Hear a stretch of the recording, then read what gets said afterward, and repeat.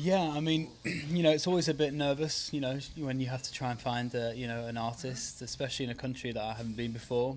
But seeing Sunny's work, he really is, the best in India. So it was a pretty easy decision for me to go with Sunny. And as he was explaining, the nine roses, they're important to me. But it's funny as well. Me and Sunny share the same birthday, May the 9th. So I feel like we're connected as well, which is quite sweet.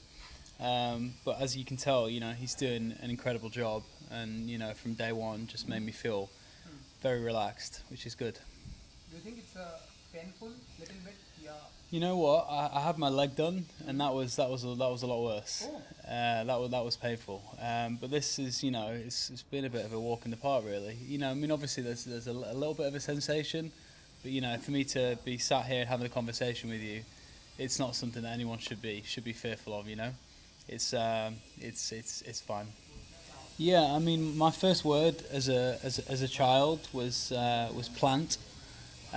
First word I ever spoke as a baby, and since then, like I've always had just a real love for plants, for flowers, botanical gardens, and for me, a rose is a really aesthetically pleasing tattoo in general. It's a very common tattoo, but I've not often seen either a full sleeve of roses.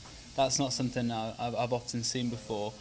So it was just something I really wanted, and it was important to me that I could find someone that has the skill to do to get that level of realism across. And it's not easy to find, because it sounds like, oh, it's a rose, but it's a complicated job that has to be thought through and designed and planned. And Sonny's, it's not a 2D thing. He's got to work this out three-dimensional, how it flows from my shoulder all the way down to my wrist. So it's been a good process. But we're on day 3 today, and you can see already the progress Sonny's made. It's remarkable.